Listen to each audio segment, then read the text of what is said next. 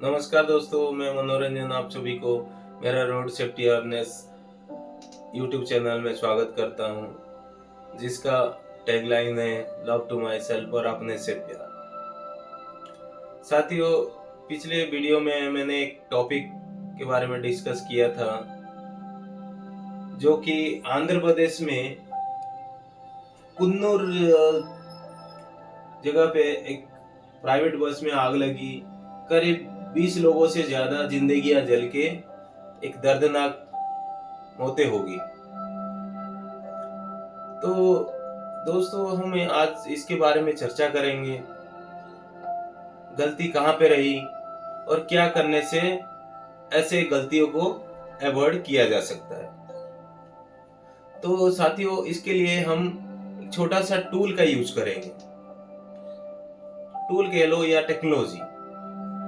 वो इसके जड़ तक पहुंचने के लिए हम क्यों क्यों क्यों का सहारा लेंगे। तो आइए दोस्तों, आज देखते हैं जी, ये कुन्नूर में जो बस एक्सीडेंट हुआ क्यों हुआ। तो दोस्तों, ये देखिए, एक पहला सवाल आता है, ये एक्सीडेंट क्यों हुआ। क्योंकि एक मोटरसाइकिल जो पहले से ही एक्सीडेंट होके रोड पे पड़ा था और बस वाले ने उस मोटरसाइकिल ऊपर चढ़ा दिया और घसीट के लेके गया। तो इसमें दूसरा क्वेश्चन आता है, बस ड्राइवर को क्यों नहीं दिखाई दिया वो मोटरसाइकिल। क्योंकि उसका स्पीड हाई था। अगर देखेंगे, उसका स्पीड हाई था। क्यों हाई था? तीसरा क्वेश्चन करते हैं, क्यों हाई था।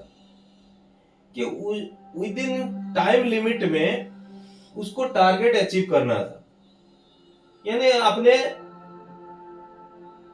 टाइम में गंतव्य स्थल को पहुंचाना है, चाहे कुछ भी हो जाए।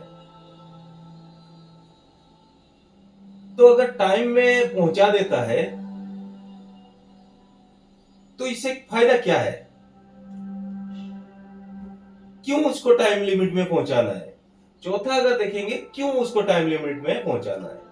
क्योंकि बस कंपनी को उसको प्रमोट करना है। अगर टाइमली बस पहुंच जाता है तो जो बस कंपनी है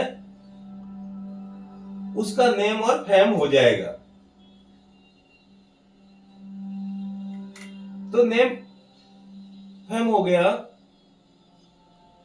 तो उसमें बेनिफिट किसको हुआ ना। क्योंकि वो बस टाइमली पहुंचा देता है तो सिर्फ बेनिफिट ऑनर को जाता है। जैसा कि पहले मैंने बोला था, एक्सीडेंट का जो 4 फैक्टर्स होते हैं, एक होता है लैकिंग ऑफ गवर्नमेंट रूल्स। इसमें गवर्नमेंट रूल का कोई लैकिंग नहीं है, क्योंकि बस बिल्कुल ओके कंडीशन में था। और एक आता है एनिमल का। इसमें एनिमल का भी कोई रोल नहीं है, तो एनिमल भी कैंसिल हो गया। और एक आता है टेक्निकल फॉल्ट। इसमें कोई टेक्निकल फॉल्ट भी नहीं था, तो वो भी कैंसिल हो गया। बाकी रह गया ओनर और ड्राइवर। ये पूरे केस में ओनर और ड्राइवर का ही गलती मुझे नजर आ रहा है, क्योंकि ड्राइवर जिस हिसाब से वो स्पीड में चला रहा था, सिर्फ उसको ओनर का नेम और फेम के लिए। तो दोस्तों, ये जो कुन्नूर में केस हुआ, मुझे लग रहा है इसमें ओनर का ही फायदा होगा। तो अगर ओनर ही रेस्पॉन्सिबल है तो हम गवर्नमेंट को कैसे गलत बोल सकते हैं।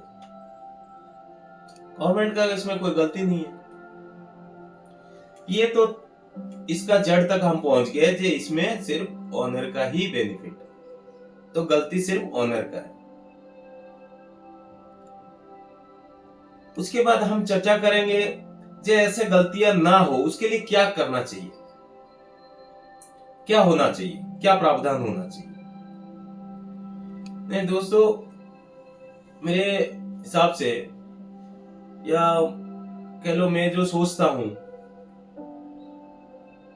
जे अगर ओनर ही रेस्पॉन्सिबल है इस चीज का, तो उसको एक ह्यूज अमाउंट का मुआवजा देना चाहिए। मिनिमम 20 लाख का रिकवरी ओनर को पर पर्सन देना चाहिए।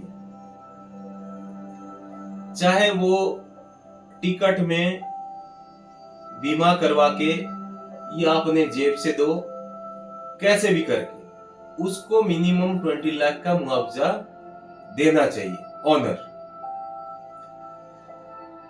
अगर कंडीशन ऐसा हो गया तो नेक्स्ट टाइम कोई भी ओनर सोचेगा, अगर मेरा बस में ऐसा एक्सीडेंट होता है तो मुझे 20 लाख मुआवजा देना पड़ेगा। उसके लिए वो प्रिकॉशन सारा लेगा। बस का कंडीशन हो, ड्राइवर का कंडीशन हो या रोड का कंडीशन हो, वो उस पे अपना एक्टिविटी करेगा, जो कैसे ये बहुमूल्य जिंदगी ऐसे रोड पे खराब ना हो, क्योंकि उसको ही रिकवरी देना पड़ेगा। इसमें गवर्नमेंट का कोई रोल नहीं है, इसीलिए गवर्नमेंट को 1 रुपए भी नहीं देना पड़ेगा। तब जाके ऐसे एक्सीडेंट हम अवॉइड कर सकते हैं। नहीं तो आप अगर किसी भी एनएच में जाके देखो, रात के 12 और 1 बजे वहां पे जैसे प्राइवेट बसें निकलती हैं, आपको लगेगा जी ये सब एक दूसरे का कंपटीशन कर रहे हैं। उनको सिर्फ टारगेट अचीव करना है। कोई मर गया, कोई जल गया, कहीं एक्सीडेंट हो गया, उनको कोई लेना देना नहीं। जब तक ऐसे स्ट्रॉन्ग प्रोविजन ना हो तब तक ऐसे एक्सीडेंट होता ही रहेगा।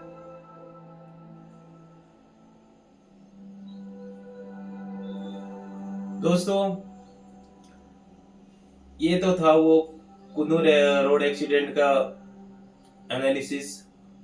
अगले एपिसोड में हम लोग डिस्कस करेंगे ये जो धूम धूम करके रोड पे चलाने वाले बाइकर के बारे में। नमस्कार साथियों, धन्यवाद।